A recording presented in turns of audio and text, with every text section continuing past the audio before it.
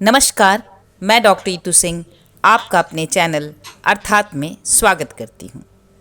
हम पढ़ रहे हैं डॉक्टर तुलसीराम की आत्मकथा मुर्दहिया और आज हम शुरू करेंगे मुर्दहिया के 7वें अध्याय के पहले भाग का, जिसका शीर्षक है आजमगढ़ में फाका कशी। 1 जुलाई 1964 मेरा 15वां सर्टिफिकेट या जन्मदिन को घर से भागते हुए नटिनिया तथा जोगी बाबा दो ऐसे व्यक्ति थे जिनसे होकर मैं एक अनिश्चित भविष्य के लिए रवाना हो गया। भूतकाल में मुर्दहिया तथा जहानागंज के बीच का 7 किलोमीटर रास्ता न जाने कितनी बार बड़ी आसानी से पार कर लिया था, किंतु इस बार अपरंपार लग रहा था। जब जहानागंज पहुंचा तो देखा सवारियों से भरे एक एक्के पर खड़ा एक्केवान चिल्ला चिल्ला कर बोल रहा था, एक सवारी आजमगढ़ सिधारी, एक सवारी आजमगढ़ सिधारी। संभवतः मेरा बक्सा देखकर एक्केवान को आभास हो गया था कि मेरी मंजिल आजमगढ़ अवश्य होगी। पास पहुंचने पर उसने मेरा बक्सा अपने हाथों में लेते हुए मुझे एक्के पर चढ़ने को कहा। मैं पावदान पर एक पैर रखकर खड़ा हो गया। दूसरे पैर के लिए कोई जगह नहीं थी, बैठने का तो सवाल ही नहीं था। मेरी असुविधा को भांपते हुए एक्केवान बड़ी सहजता से कहने लगा कि घबराने की कोई बात नहीं है, चंडेसर पहुंचते ही जगह खाली हो जाएगी, फिर आजमगढ़ तक मस्ती ही मस्ती। इसका अर्थ यह था कि जहानागंज और आजमगढ़ के बीच का आधा रास्ता खड़े खड़े नापना होगा। इस भगोड़ी यात्रा ने साबित कर दिया कि ज्ञान प्राप्त करना कोई आसान काम नहीं था। एक्का के पीछे एक पांव के सहारे पांवदान पर खड़े खड़े उस यात्रा से धराशायी होने का खतरा हमेशा मौजूद था। सबसे ज्यादा व्यग्र करने वाली बात यह थी कि एक्के पर बैठे सारे लोग मुझे निरंतर घूर घूर कर देखते जा रहे थे। उनकी बेइज्जती निगाहों से बचने के लिए मैं अपने सिर को दाएं बाएं फेरने में ही भी असमर्थ था, अन्यथा पांव का संतुलन बिगड़ने का खतरा झेल पाना असंभव हो जाता। एक्का जैसे जैसे आगे बढ़ता जाता, मन में अनायास भावना उमड़ती कि पावदान से उछलकर सीधे घोड़े पर सवार होकर चंपत हो जाऊं। इसी मुद्रा में चंडेसर पहुंचने से थोड़ा पहले मुझे वह विशाल पीपल का पेड़ दिखाई दिया, जिसके नीचे 2 सप्ताह पूर्व कर्मवीर सिंह ने हाई स्कूल का परीक्षाफल सुनाया था। मन ही मन उसे दंडवत करते हुए मैं आगे निकल गया। चाहने की उत्कंठा के बावजूद एक्के की स्थिति ने मुझे मुड़कर एक बार फिर उसे देखने नहीं दिया। मुश्किल से 5 मिनट बाद चंडेसर आने पर एक्का वहीं रुक गया।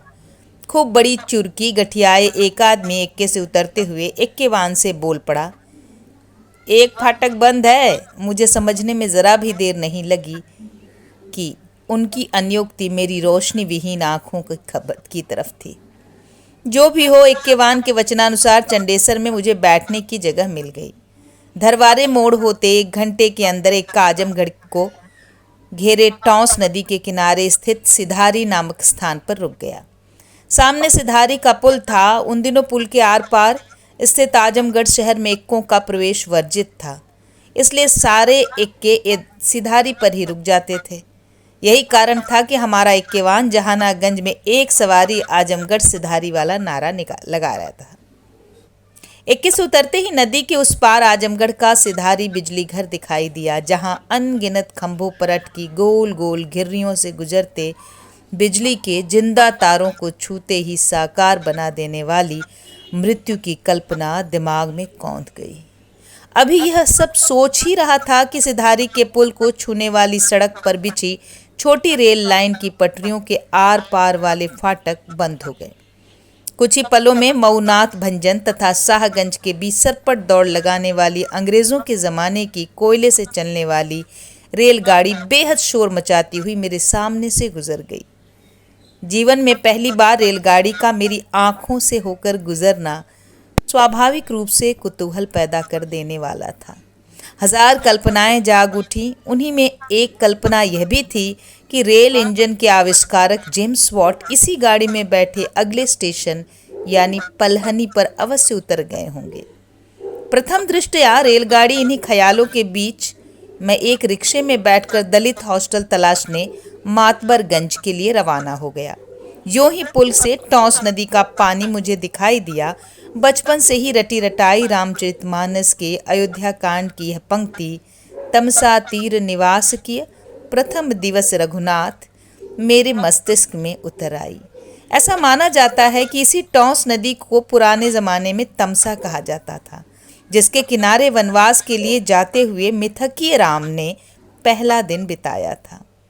यह बात सोच ही रहा था कि रिक्शे की तेज रफ्तार के चलते तमसा नदी का किनारा मेरी आंखों से ओझल हो गया, किंतु उसकी तलहटी में धोबियों द्वारा पाटा पर कपड़ों के पछाड़ने की ध्वनि कुछ पलों तक सुनाई देती रही। इस तरह मैंने पहली बार आजमगढ़ नगर में प्रवेश किया।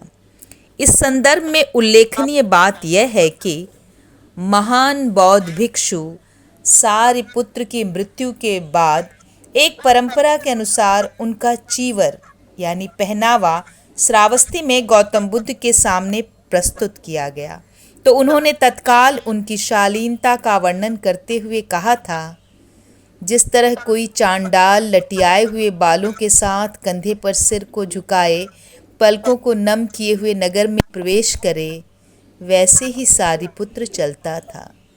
बुद्ध ने अपने समकालीन जिस चंडाल का वर्णन किया है, मेरी स्थिति उससे जरा भी भिन्न नहीं लगती थी। भिन्नता सिर्फ इतनी थी कि यकायक रिक्शा आजमगढ़ की कचहरी से गुजरा और वह चांडाल पैदल था, किंतु मैं रिक्शे में, जिसे एक चांडाल ही खींच रहा था।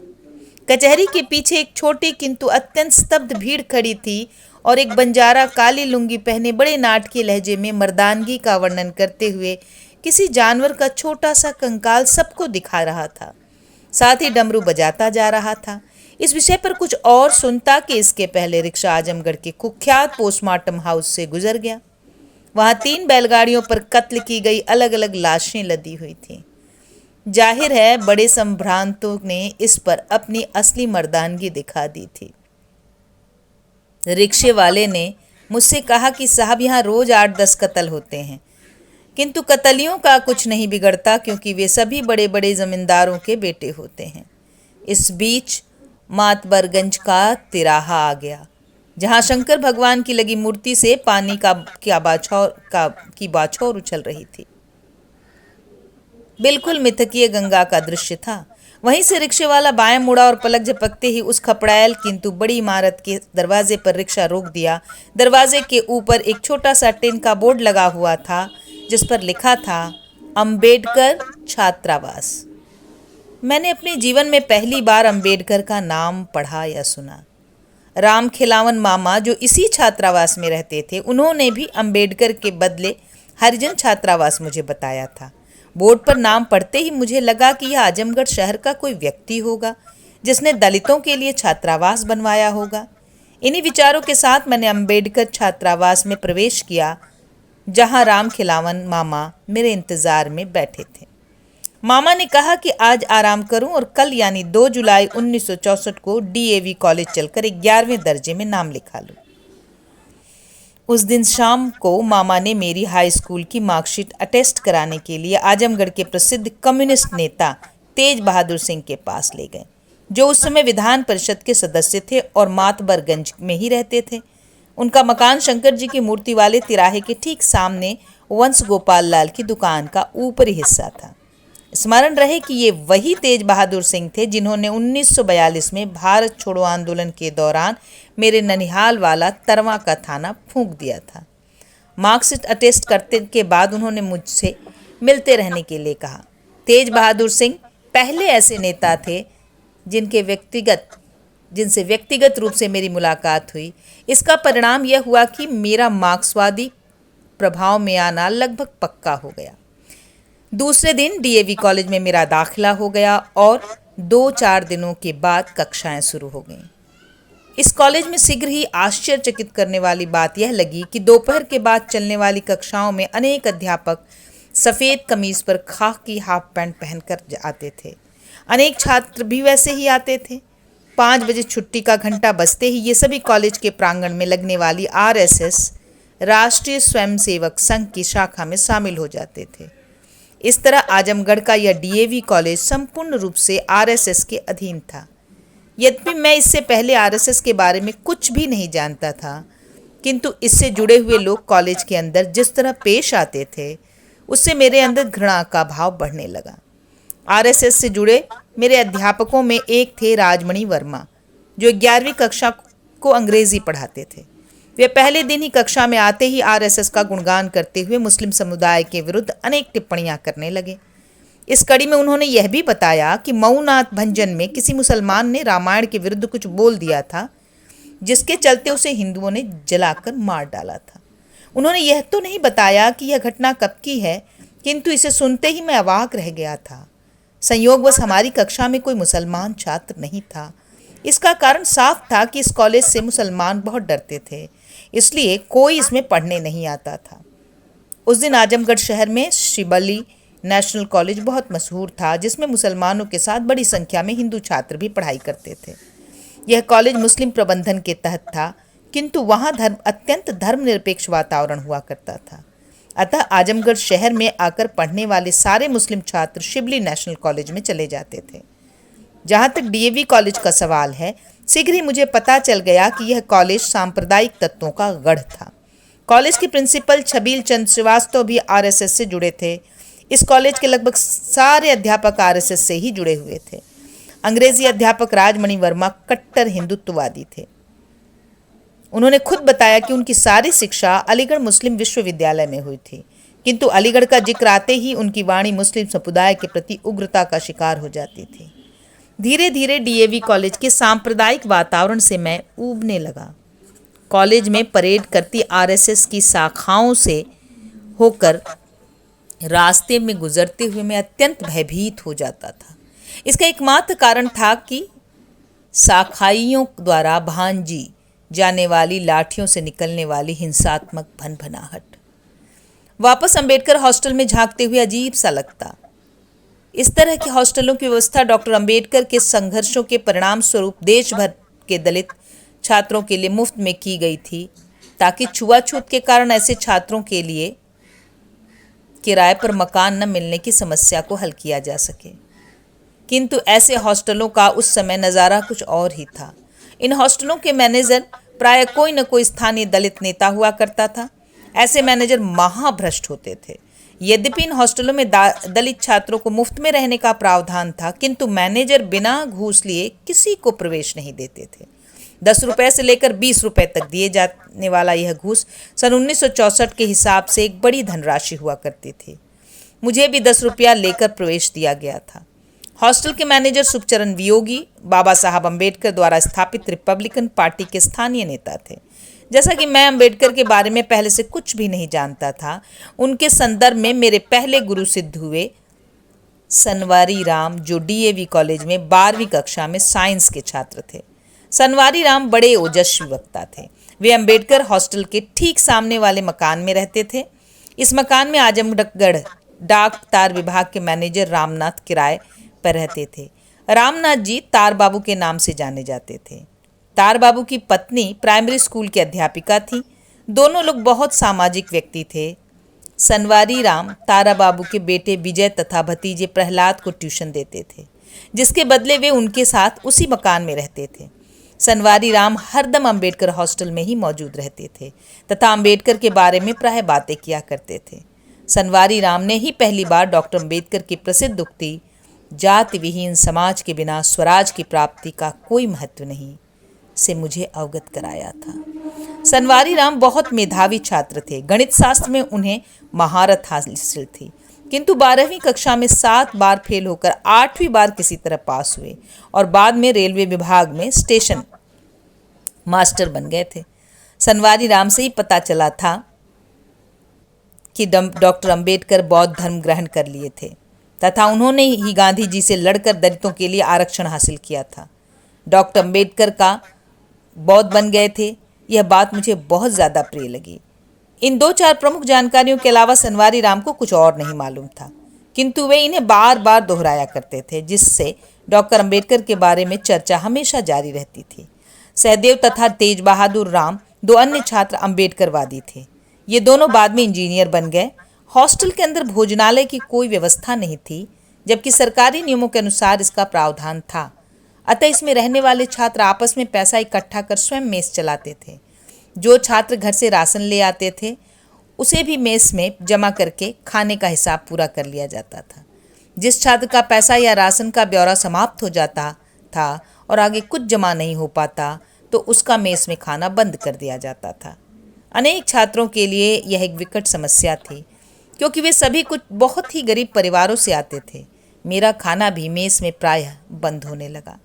उस समय अंबेडकर हॉस्टल के सामने तार बाबू वाले मकान के बाईं तरफ एक बड़ी पकौड़ी की दुकान थी, जो ढुक्कू की पकौड़ी के नाम से मशहूर थी।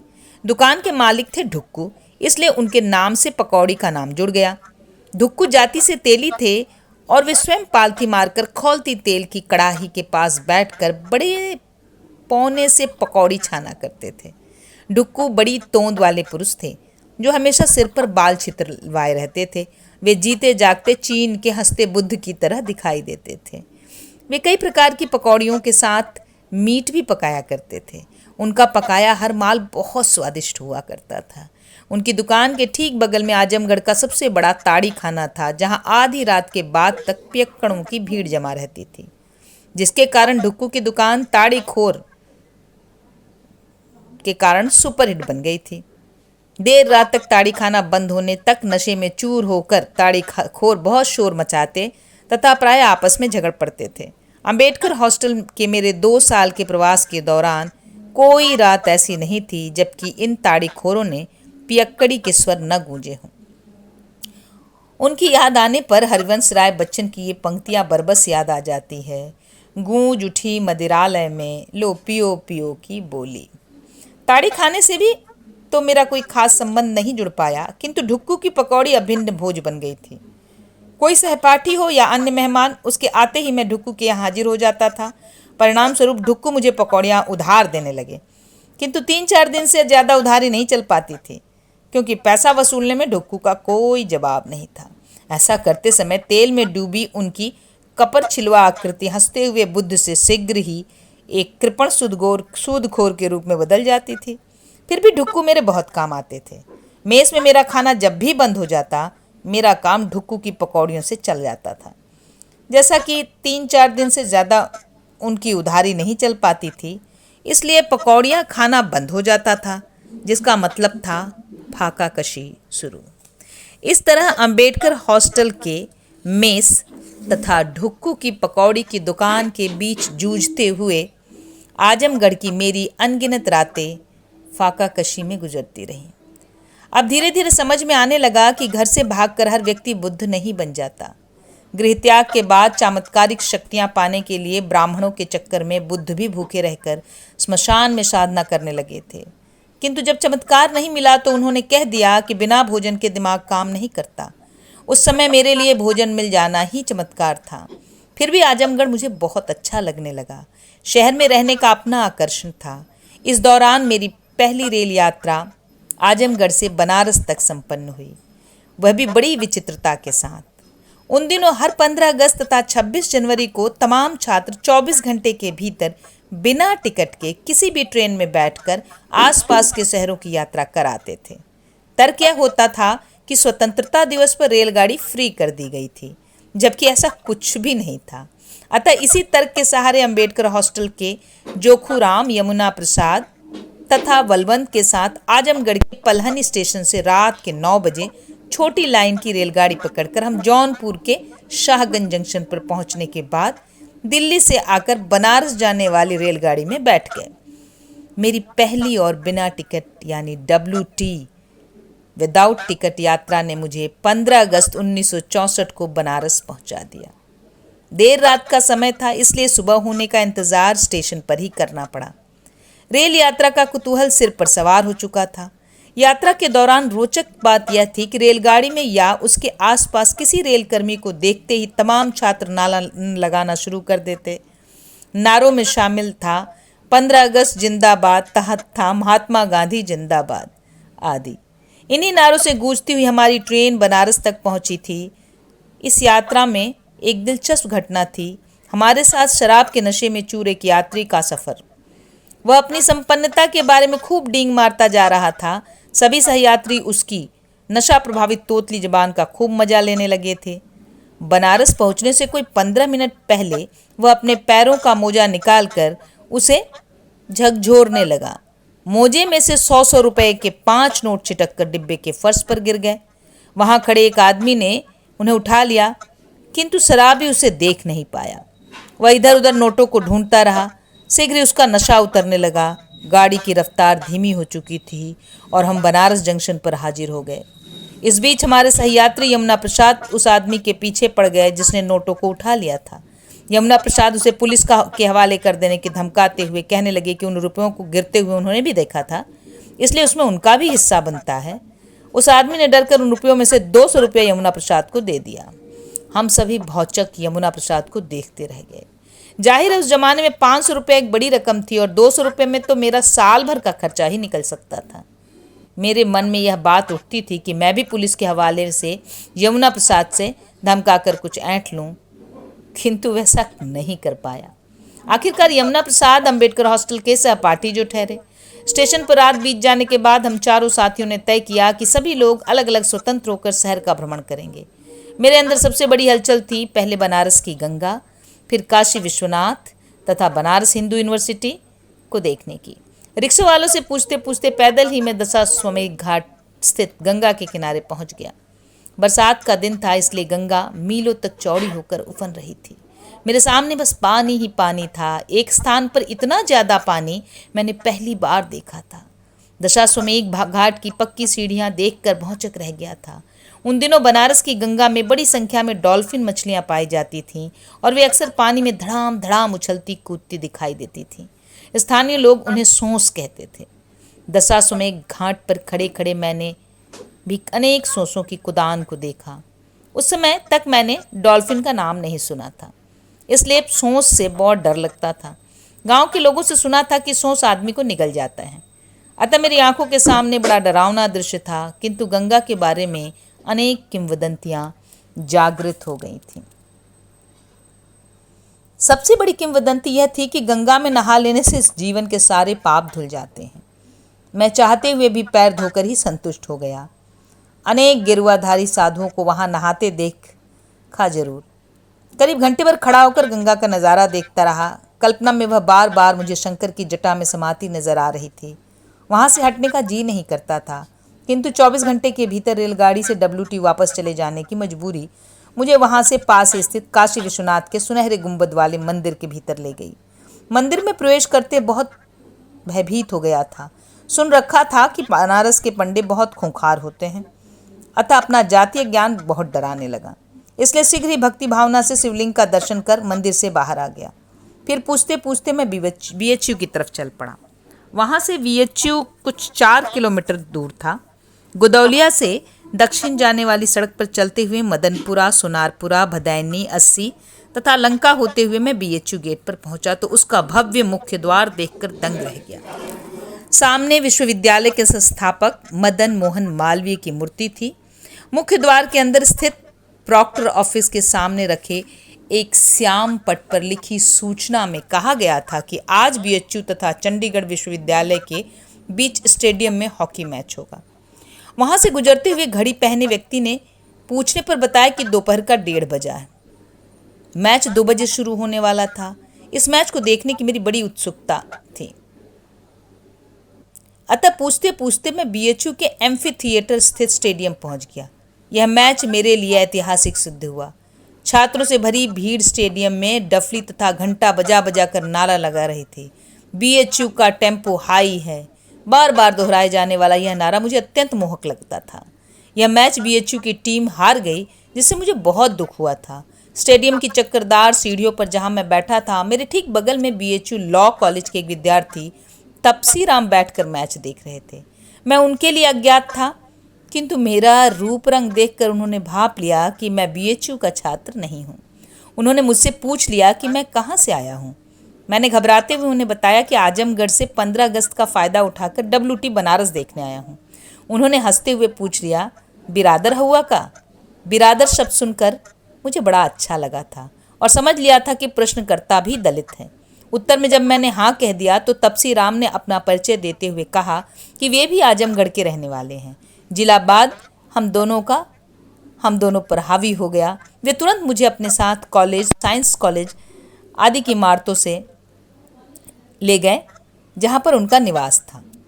रास्ते में Sanskrit college, arts college, science college आदि की इमारतों से वे मुझे परिचित कराते रहे। मंदिर की शक्ल में बनी इमारतों को देखकर मैं बहुत प्रभावित हुआ था और मैंने मन ही मन प्रण कर लिया था कि मैं भविष्य में इसी विश्वविद्यालय में पढ़ाई करूंगा। हर हाल में सकुचाते हुए मैंने तपसी राम से कहा कि मैं भविष्य में यहाँ पढ़ना चाहता हूँ, किंतु घर से भागा हुआ हूँ, इसलिए सब कुछ अपने बल पर करना है। तपसी राम ने आश्वस्त करते हुए मुझसे कहा कि पहले इंटर पास कीजिए, फिर देखा जाएगा।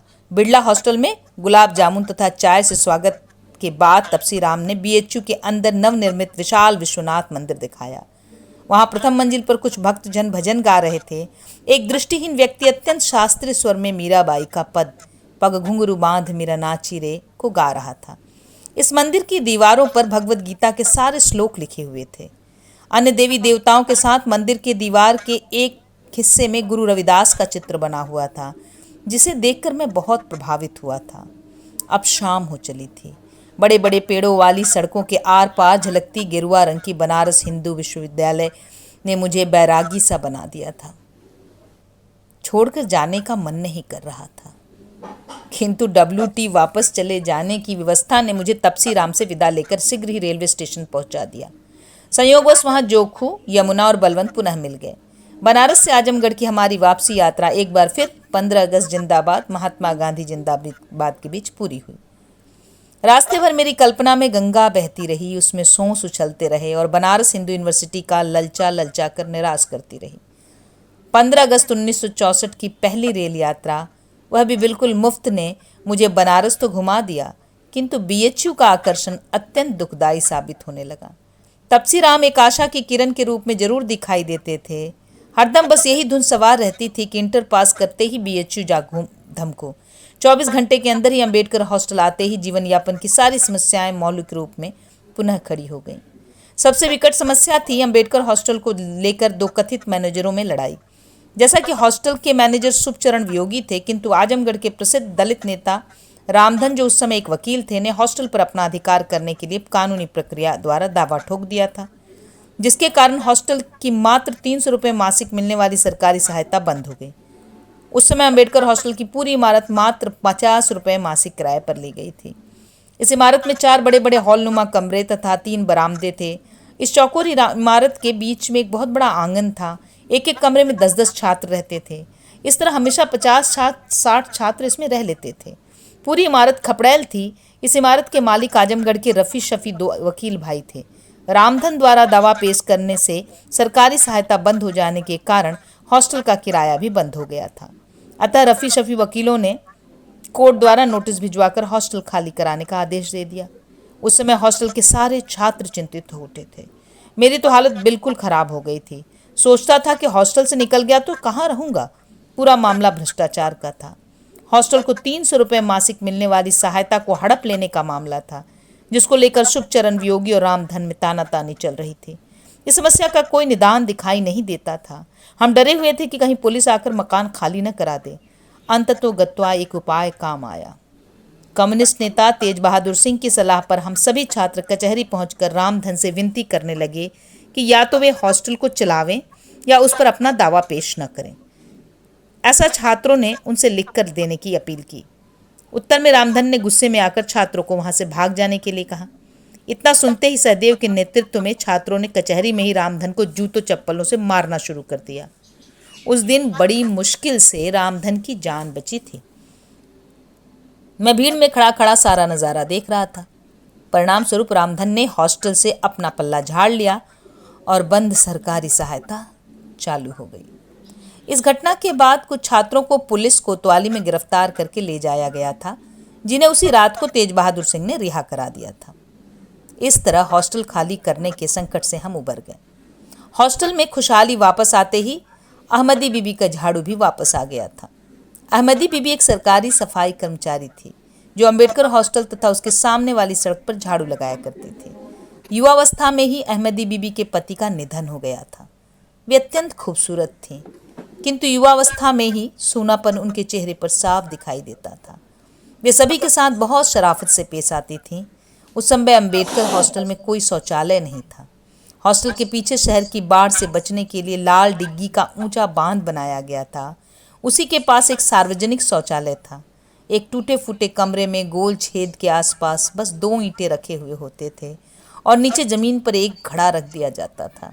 मैलों से भरे इन घड़ों को 2 महिला सफाई कर्मी सुबह शाम उठाकर लाल डिग्गी बांध के उस पार फेंक आती थी। ऐसे शौचालय आजमगढ़ के अनेक हिस्सों में बने हुए थे जहां महिलाएं काम करती थीं। जो 2 महिलाएं अंबेडकर हॉस्टल के आसपास के शौचालय में काम करती थी, वे दिन भर पान चबाया करती थीं।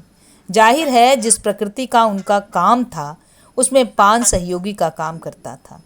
काम खत्म करने के बाद वे एक पान की दुकान से दूसरी दुकान पर चलायमान रहती थीं।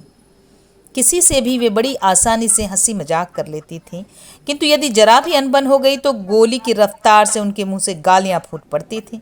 इतना ही नहीं, वे तुरंत बाल्टी में भरकर मैला उठा लाती और अंधाधुंध आते जाते लोगों पर फेंकना शुरू कर देती। उनके इस कृत्य से सड़क पर भागता हुजूम पूर्ण रूप से बेबस नजर आता था। एक बार मैं भी ऐसे बेबस हुजूम का हिस्सा बन गया था। जनवरी 1965 का महीना था। आजमगढ़ चौक के पूर्वी सड़क स्थित कुख्यात कालीनगंज मोहल्ले में एक स्टूडियो से पासपोर्ट फोटो खिंचवाकर वापस आ रहा था। इस बीच उन्हीं दोनों महिलाओं से किसी की तकरार हो गई। देखते ही देखते मैलों की बौछार से सड़क वीरान हो गई। जिंदगी की सबसे तेज रफ्तार से भागने के बावजूद उनके निशानों से मैं अपनी पीठ को नहीं बचा सका। कालीनगंज मोहल्ला इसलिए बदनाम था क्योंकि वहां धन के बदले औरतें अपनी रातें बेचा करती थीं। ऐसी औरतों को अपने अर्थशास्त्र नामक ऐतिहासिक ग्रंथ में कौटिल्य ने पण सुंदरी कहा है। पण मुद्रा को कहते थे। शायद कोई न कोई मजबूरी अवश्य रही होगी, अन्यथा मैला ढोने वाली ये दोनों महिलाएं पण सुंदरियां नहीं बनती। शाम होते ही श्रृंगार में डूबी ये महिलाएं पान चबाती मशीनों में बदल जाती थीं और इनको देखते ही ऐसा लगता था कि मानो सारा शहर ही इनसे परिचित हो। इस वीडियो में यहीं तक। इस आत्मकथा का अंतिम भाग अगले वीडियो में। धन्यवाद।